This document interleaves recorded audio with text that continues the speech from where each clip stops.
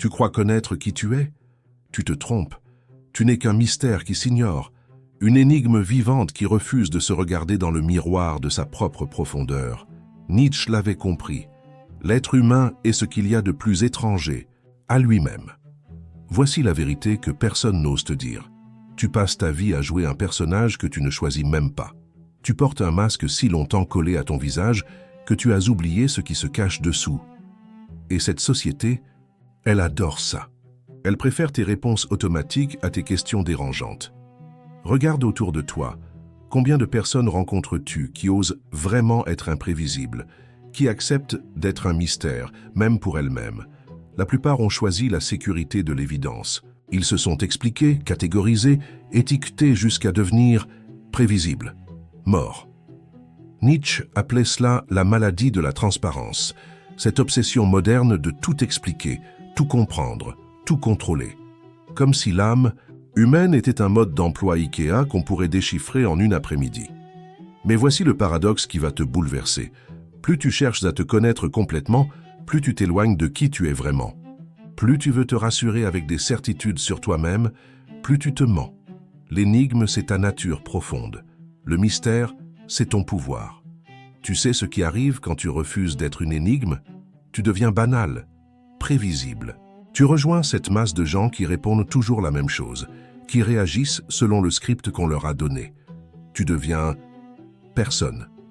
Et le plus terrible, tu commences à avoir peur de toi-même, peur de tes propres profondeurs, peur de découvrir que tu es capable de bien plus ou de bien pire que ce que tu imagines. Nietzsche avait cette phrase dévastatrice: « Ce qui ne nous tue pas nous rend plus forts ». Mais il y a une suite que peu connaissent, à condition d'accepter de rester un mystère pour soi-même. Aujourd'hui, tu vas découvrir pourquoi cultiver ton côté énigmatique n'est pas de l'égocentrisme, c'est de la survie psychologique. Pourquoi, dans un monde qui veut te réduire à des cases, rester un mystère devient un acte révolutionnaire. Tu vas comprendre comment les plus grands esprits de l'histoire ont utilisé leur part d'ombre, non pas pour détruire, mais pour créer. Comment ils ont transformé leur incompréhension d'eux-mêmes en source de puissance. Parce que voici la vérité interdite. Les personnes les plus magnétiques, les plus influentes, les plus libres, sont celles qui n'ont jamais cessé d'être une énigme pour les autres et surtout pour elles-mêmes. Alors, es-tu prêt à abandonner le confort rassurant de tes certitudes, à accepter que ta plus grande force réside peut-être dans ce que tu ne comprends pas encore de toi? Es-tu prêt à redevenir un mystère? Nietzsche n'était pas un philosophe, c'était un chirurgien de l'âme humaine. Quand il écrivait « Deviens qui tu es », il ne parlait pas de développement personnel à 2 balles.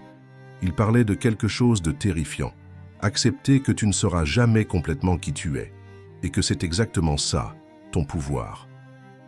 Voici ce que la société moderne refuse d'admettre. Elle a peur des énigmes humaines.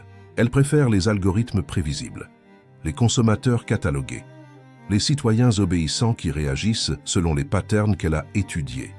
Mais toi, tu es né pour être une exception. Nietzsche avait identifié le poison de son époque et d'une autre, l'homme du ressentiment. Celui qui se définit par opposition aux autres, qui a besoin de se comparer pour exister. L'homme transparent qui étale sa vie sur les réseaux sociaux, qui explique chacun de ses choix, qui justifie chaque respiration. L'énigme, au contraire, ne se justifie pas. Elle existe. Point. Tu veux savoir pourquoi tu te sens parfois épuisé après une journée normale? Parce que tu passes ton temps à expliquer qui tu es au lieu de simplement l'être. Tu gaspilles l'énergie à te défendre au lieu de la consacrer à te créer. L'énigme ne se défend pas. Elle intrigue. Regarde les personnes qui t'ont marqué dans ta vie. Pas celles qui étaient gentilles ou prévisibles. Celles qui gardaient une part de mystère, celles dont tu n'arrivais jamais à percer complètement les intentions, celles qui te donnaient l'impression qu'il y avait toujours une couche supplémentaire à découvrir. C'est ça, le magnétisme authentique, pas le charme appris dans les livres de séduction, l'acceptation profonde que tu contiens des contradictions, des zones d'ombre, des territoires inexplorés de toi-même. Nietzsche appelait cela « amor fati », l'amour du destin. Mais pas seulement accepter ce qui t'arrive, accepter ce que tu es dans toute ta complexité indéchiffrable. Voici la différence fondamentale. L'homme faible cherche à se rassurer en se comprenant. L'homme fort se rassure en acceptant. De ne jamais complètement se comprendre. L'un veut des réponses, l'autre cultive les questions. L'un explique, l'autre intrigue. L'un se justifie, l'autre assume. Et dans cette société de la surexposition, de la transparence forcée, du partage. Compulsif, rester une énigme devient un acte de rébellion. Une résistance silencieuse contre ceux qui veulent te réduire à tes données, tes likes, tes habitudes de consommation. Tu commences à comprendre? Quand tu acceptes d'être un mystère, tu échappes au contrôle. Tu deviens imprévisible. Et l'imprévisible effraie le système. Parce que comment manipuler quelqu'un qu'on ne peut pas entièrement cerner? Comment vendre à quelqu'un qui garde ses vraies motivations pour lui? Comment dominer quelqu'un qui cultive son côté insaisissable? C'est exactement pour ça que cette société t'encourage à tout partager, tout expliquer, tout justifier. Plus tu es transparent, plus tu es vulnérable. Nietzsche l'avait vu venir. Dans un monde de moutons, l'énigme est roi. Napoléon. Bonaparte était un homme de 1,69 m, un Corse au accent prononcé. Un général qui transpirait la peur avant chaque bataille. Pourtant, il a conquis l'Europe. Comment? Il a compris le secret que Nietzsche formulerait un siècle plus tard. Le pouvoir appartient à ceux qui cultivent leur mystère. Regarde les portraits de Napoléon. Tu ne vois jamais la même expression. Dans l'un, il est mélancolique. Dans l'autre, déterminé. Ici penseur, là conquérant. Ses contemporains ne savaient jamais à quel Napoléon ils avaient affaire. Et c'était exactement le but. Pendant que ses ennemis perdèrent du temps à essayer de le comprendre, lui agissait. Voici ce que l'histoire ne te dit pas. Napoléon passait des heures seul dans sa tente, pas à planifier des batailles, mais à cultiver son énigme. Il étudiait ses propres réactions, ses peurs, ses contradictions. Pas pour les résoudre, pour les maîtriser sans les révéler. Il avait compris quelque chose de fondamental. Quand les autres ne peuvent pas te prévoir, tu as déjà gagné la moitié de la bataille. Ces généraux racontaient qu'ils pouvaient passer du rire aux larmes en quelques secondes. Pas par instabilité, par stratégie émotionnelle. Il refusait d'être enfermé dans une seule version de lui-même. Compare ça à ses adversaires. L'empereur d'Autriche, prévisible dans sa prudence. Le tsar de Russie, esclave de ses protocoles. Le roi de Prusse, prisonnier de ses habitudes militaires. Tous transparents dans leurs méthodes. Napoléon, lui, était une énigme mobile. Une contradiction vivante qui avançait trop vite pour qu'on puisse l'analyser. Mais voici la leçon que personne ne retient. Ce n'était pas de la manipulation, c'était de l'authenticité profonde. Napoléon ne jouait pas des personnages différents, il acceptait d'être tous ces personnages à la fois. La plupart des gens choisissent une facette d'eux-mêmes et s'y enferment. Je suis quelqu'un de timide. Je suis quelqu'un de rationnel. Je suis quelqu'un de sensible. Ils se réduisent à une étiquette rassurante. Napoléon refusait les étiquettes. Il était timide, audacieux. Rationnel, impulsif. Sensible, impitoyable. Selon le moment, selon le besoin, selon l'intuition. Tu sais ce qui s'est passé quand il a perdu cette part de mystère. Quand l'exil à Sainte-Hélène l'a forcé à se figer dans le rôle du empereur déchu. Il s'est éteint, littéralement. L'énigme était sa force vitale. Sans elle, il n'était plus qu'un homme ordinaire sur une île perdue. Regarde aujourd'hui. Combien de personnes réussies connaissent le même sort? Elles se sont enfermées dans une image, un rôle, une réputation. Elles ont perdu leur capacité à surprendre, commençant par se surprendre elles-mêmes. Elles sont devenues prévisibles. Et la prévisibilité, c'est la mort de l'influence authentique. Napoléon l'avait écrit dans ses mémoires. Un chef sans mystère n'est qu'un fonctionnaire en uniforme. Alors quelle version de toi gardes-tu secrète? Quelle contradiction assumes-tu en silence? Quel territoire inexploré de ta personnalité refuses-tu de cartographier? Parce que c'est là, dans ces zones d'ombre acceptées, que réside ton vrai pouvoir. Steve Jobs portait toujours le même turtleneck noir. Pas par flemme, par génie stratégique. Pendant que tout le monde analysait ses vêtements, personne ne devinait ses prochains coups. Aujourd'hui, observe Instagram, Snapchat, TikTok. Que vois-tu? Des millions de personnes qui livrent leur intimité comme un journal télévisé, qui expliquent chaque émotion, justifient chaque choix, partagent chaque pensée. Ils pensent être authentiques. En réalité, ils se transforment en produits de consommation. Voici la vérité que les plateformes ne vont jamais t'avouer. Plus tu partages, moins tu existes. Plus tu expliques, moins tu intrigues. Plus tu te révèles, moins on a envie de te découvrir. Tu connais cette sensation. Quand tu vois le profil de quelqu'un et qu'après 5 minutes, tu as l'impression de tout savoir sur sa vie. Son café préféré, ses opinions politiques, ses problèmes relationnels, ses objectifs fitness. Cette personne vient de tuer son propre mystère, et avec lui son magnétisme. Compare avec les personnes qui t'obsèdent vraiment, pas les influenceurs, les vrais magnétiques, ceux qui postent rarement, qui gardent 90% de leur vie privée, qui te donnent juste assez d'indices pour que ton imagination s'emballe. Regarde Banksy, l'artiste le plus célèbre du monde, dont personne ne connaît le visage. Son anonymat n'est pas un défaut de communication, c'est son arme secrète. Chaque œuvre devient un mystère, chaque apparition, un événement. Maintenant, imagine s'il avait un compte Instagram avec ses selfies du matin et ses story shopping. Son art aurait-il le même impact? Sa parole? Le même poids? L'énigme multiplie la valeur, la transparence la divise. Voici l'expérience que personne n'ose faire. Arrête de partager ta vie pendant 1 mois. Arrête d'expliquer tes choix. Arrête de justifier tes humeurs. Regarde ce qui se passe. Les gens vont commencer à s'interroger, à te poser des vraies questions, à s'intéresser à toi autrement que par habitude sociale. Parce que voici le paradoxe moderne. Dans un monde de surpartage, le silence devient extraordinaire. Dans une société de transparence forcée, le mystère devient révolutionnaire. Mais attention, il ne s'agit pas de jouer les mystérieux. Il s'agit d'accepter que certaines parties de toi n'ont pas besoin d'être expliquées, validées, approuvées par les autres. Il s'agit de retrouver cette évidence que Nietzsche défendait. Tu n'es pas obligé de te justifier. Tu peux simplement être. La vraie tragédie des réseaux sociaux, ils t'ont convaincu que si tu ne partages pas quelque chose, ça n'existe pas. Que si tu ne l'expliques pas, ce n'est pas valable. Que si tu ne le prouves pas, ce n'est pas réel. Mensonge. Tes plus belles expériences sont souvent celles que tu n'as jamais racontées. Tes plus profondes réflexions, celles que tu gardes pour toi. Tes plus authentiques émotions, celles qui n'ont jamais eu besoin de hashtag. L'énigme, ce n'est pas cacher sa vraie nature, c'est refuser de la réduire à ce que les autres peuvent comprendre. C'est accepter d'être plus grand que l'image qu'on peut donner de soi. Ton cerveau est programmé pour avoir peur de l'inconnu, même quand cet inconnu, c'est toi. Voici ce que les neurosciences ne t'expliquent jamais.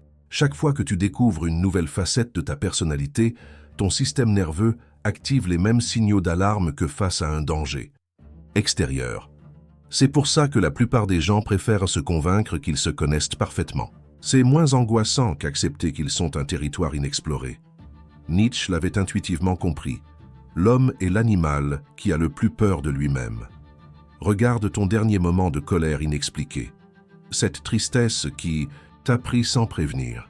Cette joie soudaine dont tu ne trouves pas la source. Ton premier réflexe? Chercher une explication rationnelle. Trouver une cause externe. Ranger l'émotion dans une case familière. Parce que accepter que tu puisses te surprendre toi-même, c'est terrifying. Voici le mécanisme neurologique. Exact. Quand tu vis une émotion ou une réaction que tu n'avais pas prévue, ton cortex préfrontal entre en surcharge. Il cherche désespérément à créer une narration cohérente, à maintenir l'illusion que tu es prévisible pour toi-même. Mais voici ce qui se passe quand tu résistes à ce réflexe. Ton cerveau développe ce que les chercheurs appellent la tolérance à l'ambiguïté. Ta capacité à exister sans tout comprendre de toi-même. Et cette capacité, c'est exactement ce qui distingue les esprits ordinaires des esprits exceptionnels. Les gens ordinaires ont besoin de cohérence psychologique immédiate. Ils se racontent des histoires sur eux-mêmes pour éviter l'angoisse de l'inexpliqué.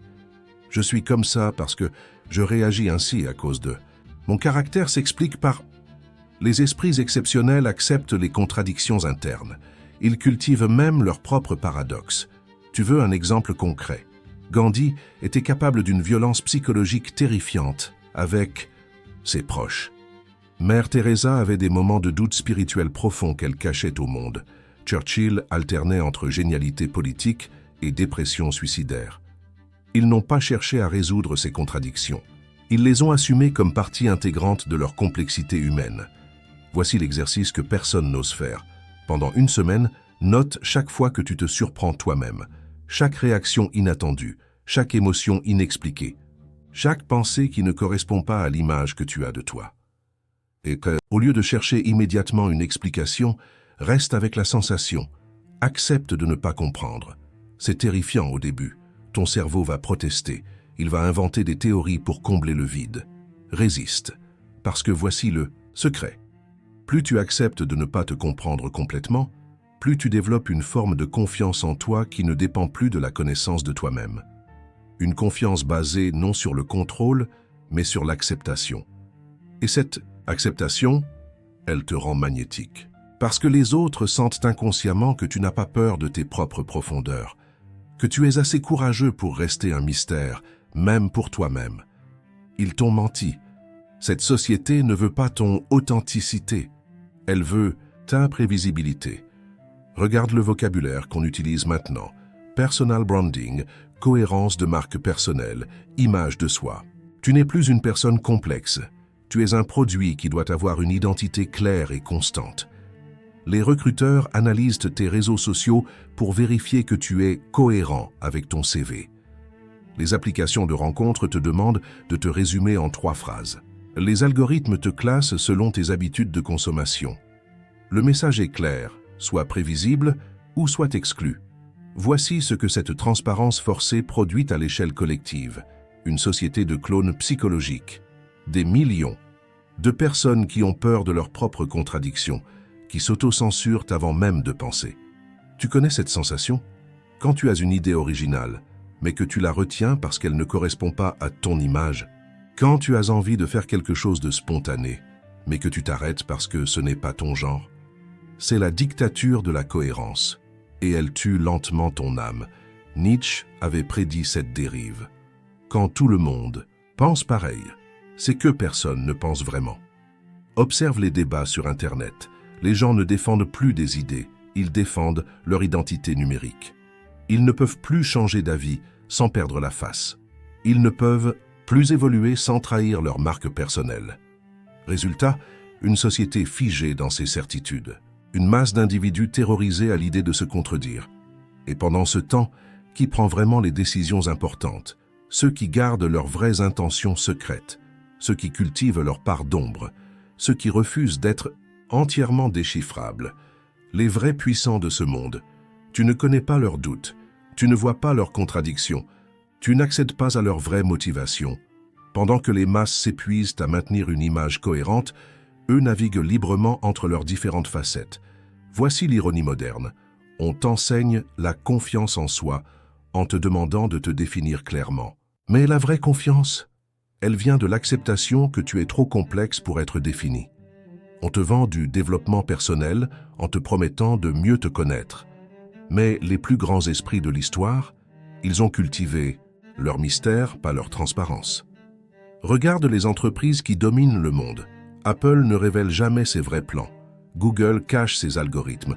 Amazon ne communique pas ses stratégies réelles. Mais toi, on t'encourage à tout. Partager tes projets, tes échecs, tes doutes, tes succès. À être un livre ouvert dans un monde dirigé par des coffres-forts. Tu commences à voir le piège. Cette société a besoin que tu sois transparent pour mieux te contrôler, prévisible pour mieux te manipuler, cohérent pour mieux t'utiliser. L'énigme, c'est ta résistance. Le mystère, c'est ta liberté. Et dans un monde qui cherche à tout prix à te réduire à tes données, rester indéchiffrable devient un acte révolutionnaire. Parce que comment asservir quelqu'un qu'on ne peut pas entièrement comprendre? Tu sais pourquoi tu te sens vide après avoir tout partagé sur les réseaux sociaux? Parce que tu viens de vendre ton âme au marché de l'attention. Chaque story, chaque post, chaque révélation personnelle, tu offres un morceau de ton mystère intérieur. Et quand il n'en reste plus, tu n'es plus qu'une coquille vide qui mendie des likes pour se sentir exister. Voici la blessure invisible que personne ne nomme. La transparence compulsive t'a fait perdre le contact avec tes propres profondeurs. Tu ne sais plus ce que tu ressens vraiment parce que tu as pris l'habitude de tout extérioriser avant même de le digérer. Tu ne connais plus tes vraies opinions parce que tu les adaptes automatiquement au regard des autres. Tu es devenu étranger à toi-même en cherchant à être familier avec tout le monde. Regarde cet épuisement que tu ressens le soir. Vide après une journée pourtant productive. Cette sensation d'être toujours en représentation, même seul. C'est le prix de la transparence. Forcé. Tu as perdu l'habitude d'exister sans témoin. Nietzsche l'avait écrit, « Celui qui n'a plus de secret n'a plus d'âme ». Voici ce qui se passe neurologiquement. Quand tu partages immédiatement chaque expérience, ton cerveau n'a plus le temps de la transformer en mémoire profonde. Elle reste en surface, accessible mais superficielle. Tes souvenirs les plus précieux, ceux que tu n'as jamais racontés. Tes émotions les plus intenses, celles que tu as gardées secrètes. Tes réflexions les plus profondes, celles qui n'ont jamais eu besoin d'audience. Mais cette société t'a convaincu du contraire, que si tu ne partages pas, ça n'a pas de valeur, que si tu ne l'expliques pas, ce n'est pas important, que si tu ne le prouves pas, ça n'existe pas. Mensonge, toxique. Voici l'exercice brutal que peu osent faire. Calcule combien d'heures par semaine tu passes à expliquer ta vie aux autres, à justifier tes choix, à documenter tes expériences, à répondre aux questions sur tes intentions. Maintenant, imagine si tu utilisais ce temps pour vivre réellement, sans commentaire, sans explication, sans validation externe. Tu découvrirais quelque chose de terrifiant. Tu as oublié comment exister sans public. Cette addiction à la transparence t'a fait perdre ton intimité avec toi-même. Tu ne sais plus ce que c'est que d'avoir une pensée privée, une émotion secrète, un rêve que tu ne partages avec personne. Et cette perte, elle te rend vulnérable à toutes les manipulations. Parce qu'une personne sans mystère intérieur ne peut pas résister aux pressions extérieures. Elle n'a plus de refuge secret où se ressourcer, plus de territoire privé où retrouver ses forces. Elle devient une antenne qui capte tout et émet tout sans filtre ni profondeur. Voici la vérité qu'on ne te dira jamais. Tes parties secrètes ne sont pas des défauts à corriger, ce sont tes forces à préserver. Tes zones d'ombre ne sont pas des problèmes à résoudre, ce sont tes ressources à cultiver. Tes contradictions ne sont pas des incohérences à éliminer, ce sont ta complexité à assumer. Ton mystère intérieur, c'est ton sanctuaire. Et dans un monde qui veut tout envahir, il devient ton dernier. Territoire libre. Alors commence par là, retrouve le silence avec toi-même. Reprends possession de tes secrets. Récupère ton droit à l'inexpliqué. Redeviens un mystère pour toi-même. La résistance ne commence pas dans la rue, elle commence dans ton silence. Voici le premier exercice de libération. Pendant 24 heures, ne réponds à aucune question sur tes motivations. Quand on te demande « Pourquoi tu fais ça ?», souris et change de sujet. Quand on veut connaître tes plans, reste vague. Quand on cherche à comprendre tes choix, assume le mystère. Tu vas voir. Les gens vont insister. Ils ont été conditionnés à recevoir des explications immédiates. Ton silence va les déranger plus que tu ne l'imagines. C'est exactement le but. Nietzsche pratiquait ce qu'il appelait l'art de la réticence. Pas par mépris des autres, mais par respect pour la complexité de ses propres motivations. Il refusait de réduire ses intuitions profondes à des formules simplistes. Voici ta deuxième pratique. Cultive tes contradictions au lieu de les résoudre. Tu es généreux. T'es égoïste, assume. Tu es confiant. T'es anxieux, accepte.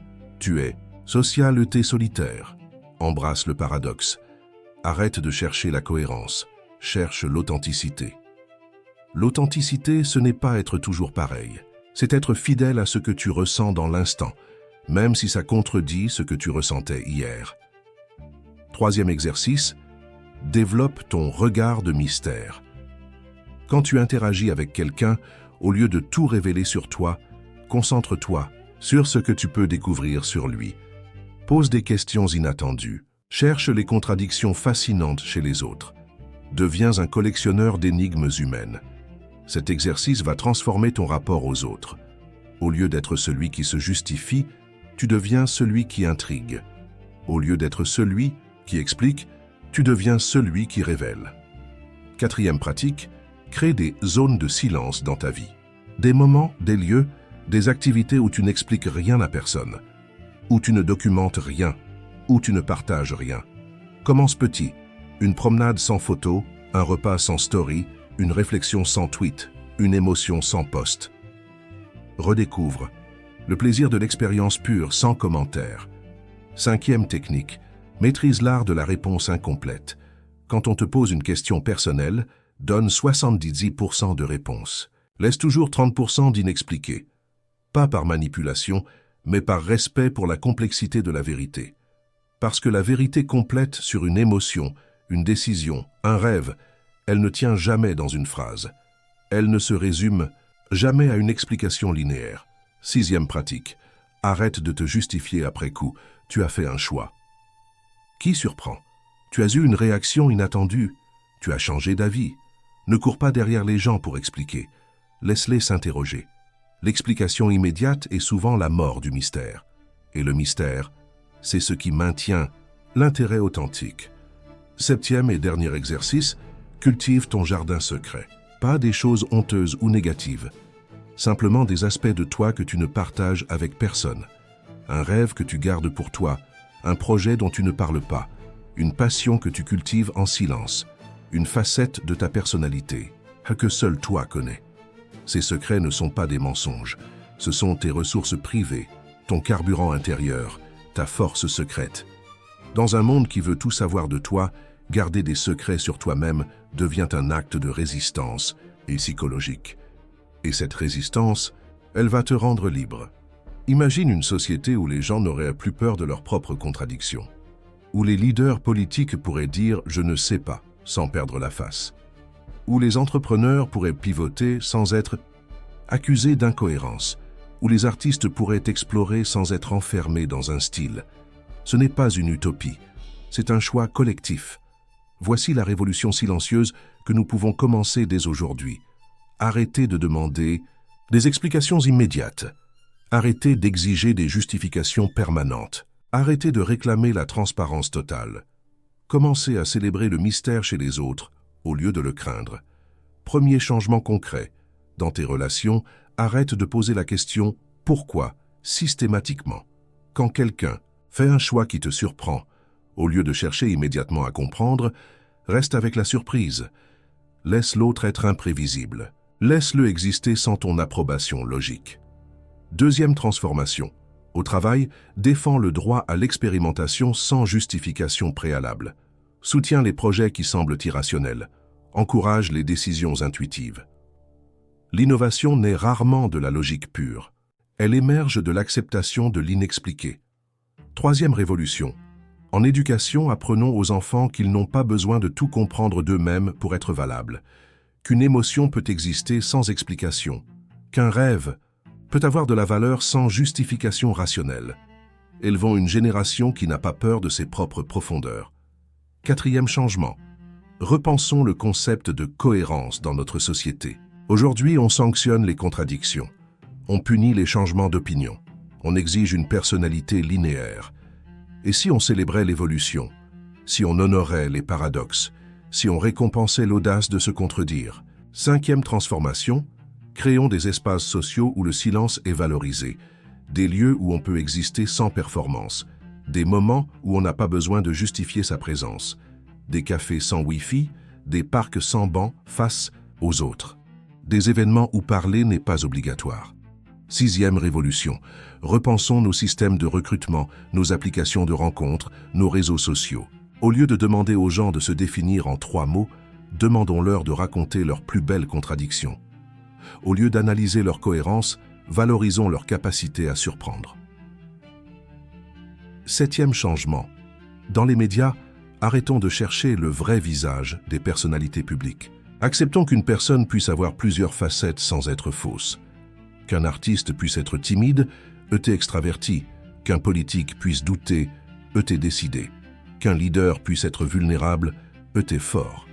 Mais voici le changement, le plus radical.